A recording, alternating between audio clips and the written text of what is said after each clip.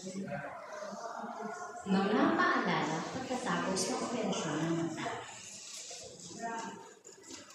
Binabati namin kayo sa inyong matagumpay na operasyon.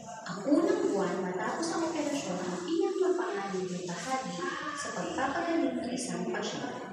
Kaya naman, mahalaga mapangalagaan ng maigi ang bagong operang mata sa panahon ito upang maiwasan ang infeksyon o anumang komplikasyon.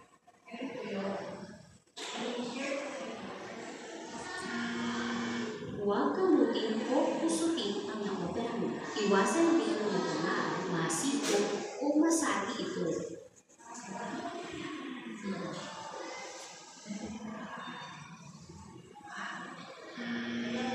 Bawal ang mapwersa, kaya naman hindi mo na maaari magpulot ng mga bagay na nahulog sa sakit.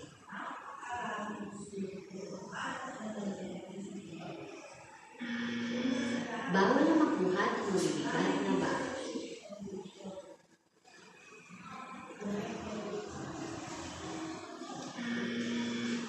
Bawal na umiling ng malakas habang dumidumi. Bawal na umubo, bumahin, suminga, o dumura ng malakas.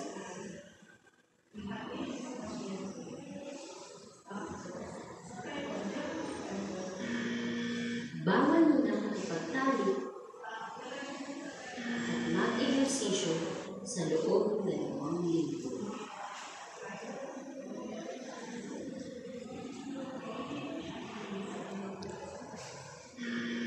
Mahigpit na ipinagbabawal ang pagluloy sa loob ng 1 buwan matapos ang operasyon.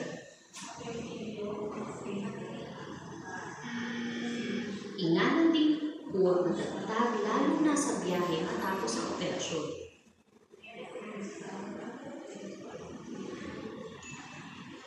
Hindi naman bawal ang magbasa o manood ng telebisyon.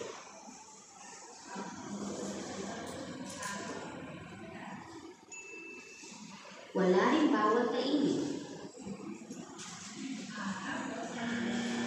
Ngunit, inaabisuhan ng pasyente na huwag munang magluto dahil bawal ang madalang at mausupan ang naoperang mata.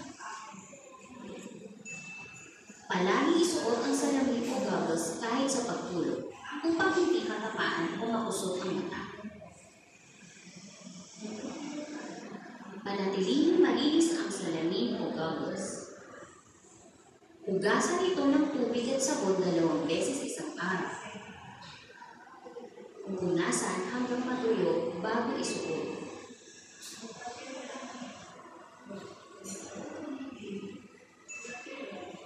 Dalawang kamay ang gamitin sa pagsusuot at pangulugan ng salamin upang maiwasan na matusok ito ang mga mata. Sa loob ng 1 linggo, iwasang mabasa ang mata. Sa pagligo, basain lamang muna ang leeg pababa. Hugasan ang buhok habang nakatipla. O di kaya gumamit ng labangara sa paglilinis ng mukha. Siguraduhin na ipapatak sa oras ang mga gamot. Maghugas muna ng kamay bago ipatak ang gamot upang maiwasan ang infeksyon.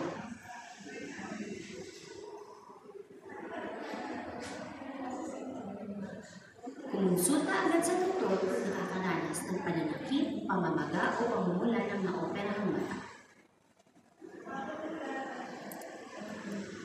Sa labas ng ospital, ang pasyente at pamilya nito ang katuwang ng doktor sa pangangalaga sa kalusugan ng naoperahang mata.